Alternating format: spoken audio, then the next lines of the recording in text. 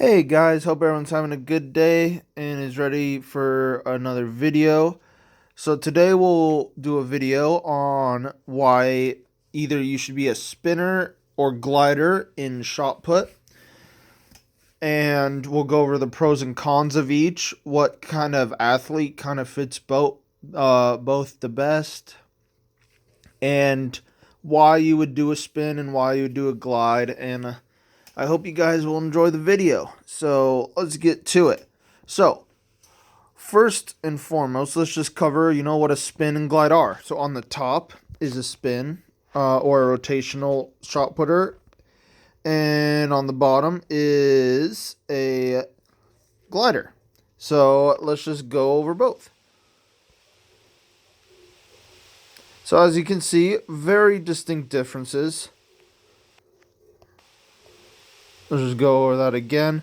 As you can notice, hence the names of them. One is a spinner because he spins around, and then the other one is a glider because he glides across the ring. So let's go over the pros and cons of each. So we'll start with the glide because that's the more simple one. So the glide. The pros of the glide are: one, it's very consistent. Two, it teaches you how to build a really good foundation and feel for the shot put. Three, it builds a good feeling of going linear through the ring, which is very important in both the spin and glide. Four, it's a lot easier to do than the spin. So basically, you can teach anybody, no matter how athletic or not, and they can throw kind of far with the glide. Relatively fast and easy, so it's really good for like decathletes. That's mainly where you see it nowadays, or women, or men throw far with it too. Obviously, like historically speaking, there's been so many 22 plus meter throws, 123-meter thrower with a glide. So those are some of the pros. The main pros. The cons of the glide are that the top end distance relative to the spin is not nearly as much. And another con is to throw like actually far with it, you're going to need to, one, be tall, two, be really explosive, and three, just be have super fast reaction time. So, which I guess goes hand in hand kind of with explosiveness, but I guess kind of not really. But so if you want to throw really far with it, like if you want to compete with really good spinners, then you're gonna have to be a special type of athlete to do it. So yeah, those are some cons. But now let's go to the pros and cons of the spin. So the spin or rotational shot put. The pros: one, the distance that you can produce on the rotational shot is theoretically better than the glide. So, the previous two world record holders, Randy Barnes and Ryan Krauser, are rotational shot putters. So, kind of gives you an idea. So, of the top end. And, another pro of the rotational shot put is that you don't have to be very tall and you don't have to be super duper explosive, because the rotational shot put basically was made so that you can make the ring bigger. So like you travel way further across. So if you see like the path of the rotational, it's here, as opposed to boom. So you're doing all of that. So you're producing more force for longer through the same ring. So that's why you can produce a lot more. That's why you could do a lot more distance than the glide. And you don't have to be like the most athletic and you don't have to be like super tall.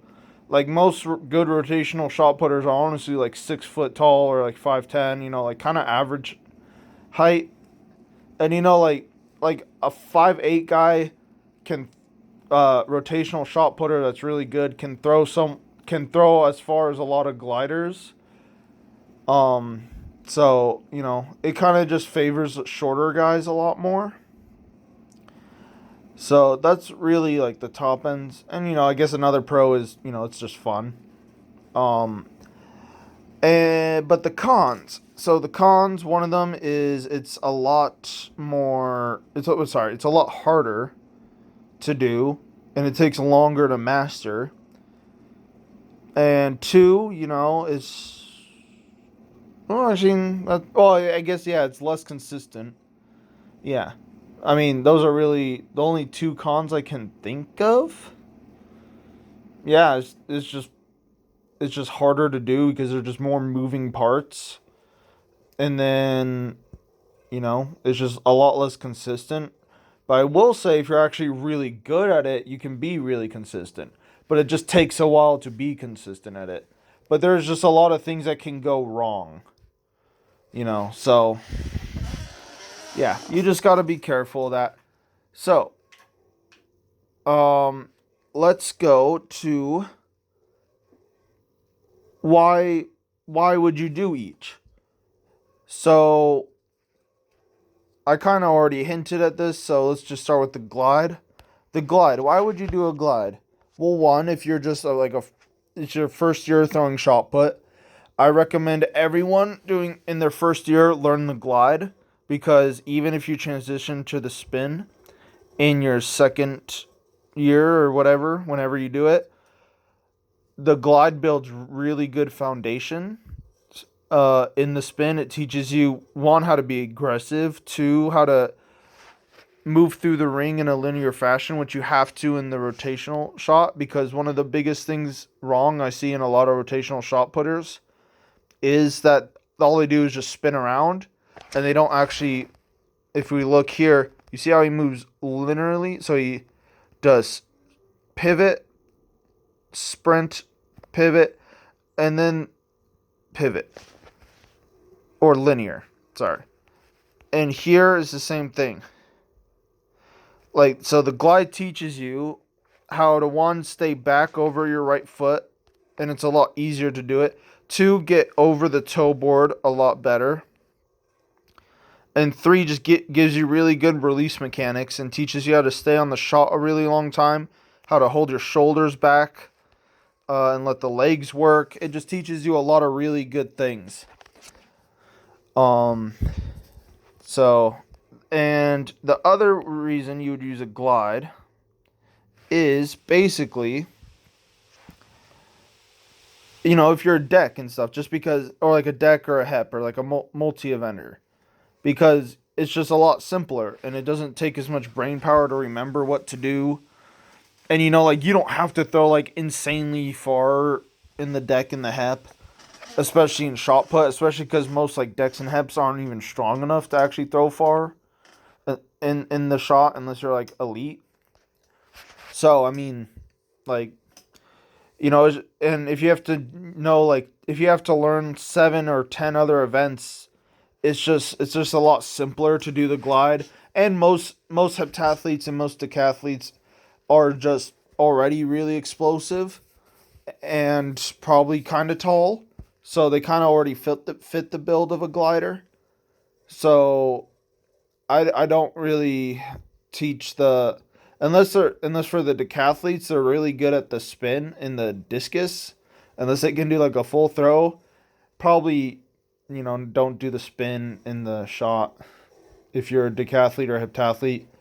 But then again, do whatever your coach tells you to do. That's just my opinions.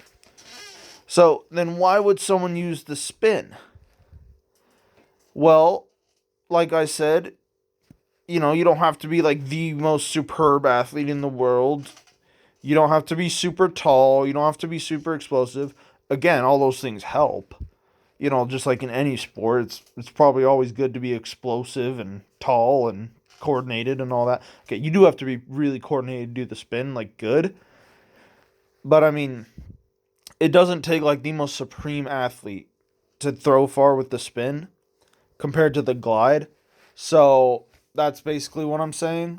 And the top end distance is a lot greater theoretically, and in practice compared to the glide. So that's why people would do the spin. So, what type of athletes would make a good glider and a good rotational shot putter? So, a glider to throw like far, and what I mean by far is maybe like 20 plus meters with the glide. One probably gonna be 6'4", 6 foot 4 inches tall and just in a height.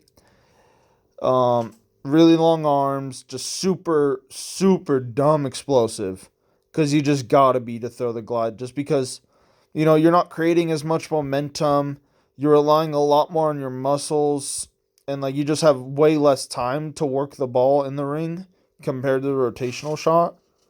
So the throw just happens faster. So having longer levers helps a lot more to compensate for that. And you just historically look at almost any like really good glider, they're all like 6'4" plus, just behemoths. And they're usually really lean because, to be super explosive, you got to be pretty lean. Because, if you're carrying a bunch of fat, it doesn't help a lot. But I will say the woman shot putters that do the glide tend to be on the bigger side, and they don't have to be that tall. Because in general, women are just shorter than men. That's just biology. So that's in general, unless you're um, Valerie Adams. But yeah, like if you look at most woman gliders, they're not as lean. So, but take that with what you will. It's yeah, that I'm not gonna get into why that is, because that's just a whole different video. I'm gonna try and make this video fast, even though we're already at the 12-minute mark. Um, so where was I? Oh yes, okay. So you have to be really explosive, just all that. So yeah, that's basically, you just have to be a supreme athlete to actually like throw far. And when I say far in this video, I mean 20 plus meters. So like I think 65 feet, something like that. 20 meters. I don't use feet anymore. That's stupid. Metric system. All right. 20 meters. So that's what I consider like far. That's what I consider you elite. And that's just my opinion. So with the rotational shot, what makes a good athlete in the rotational shot, unless you're Ryan Krauser, you tend to see usually like the taller, like some of the tallest people maybe are like 6'2". They're like between like 5'10" to 6'2" usually. There have been some cases of like really tall people, like Ryan Krause or Christian Cantwell, like 6'5" plus people. But generally speaking, honestly, a rotational shot putter tends to favor a shorter build, because unlike the discus, where it's really good to be tall, because it's an 8 foot ring, the shot put ring is only 7 feet. So it actually favors shorter people.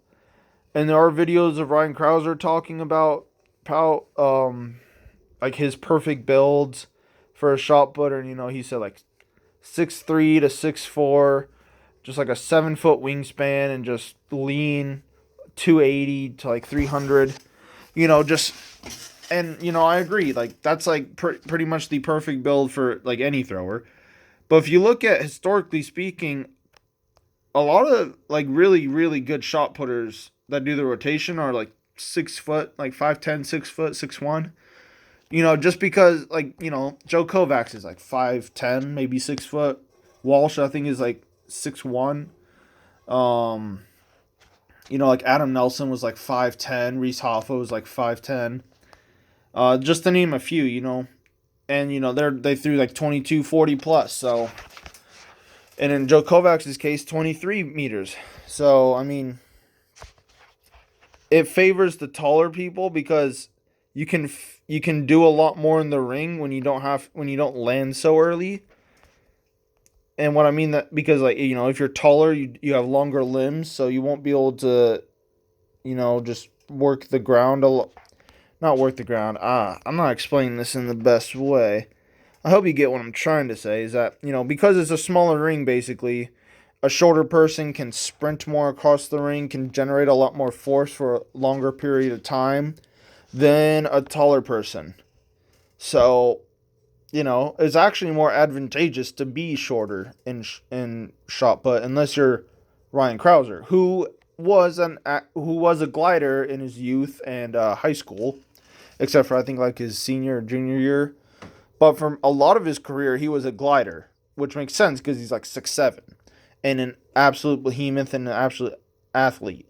And actually, he has like the perfect build, honestly, for a glider. And he was a pretty good glider in his day as well.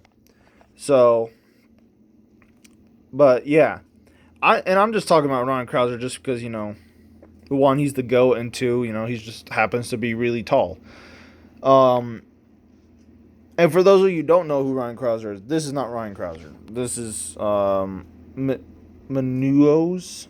I can't pronounce names. He's a Mexican shot putter who I actually love his technique. But I'm getting off track here. But yeah, so that's basically like the type of athlete that makes up a good glider, good shot putter. Good rotational shot putter. And yeah, so you know, if a choice fits you, and again, like you don't even have to be you don't have to be a rotational shot putter or glider. It doesn't really matter to me. Um, but I mean, even if you're like really tall and super explosive, doesn't mean like you just have to only be a glider. That's not what I'm saying. It's just that's just historically speaking what good gliders builds are. So, but yeah, so I hope you guys learned something. I hope you guys gained a little more insight into what you like, if you should be a glider or a spinner. Um, and yeah, let me know if you have any questions in the comments, and have a good day. Thanks for watching.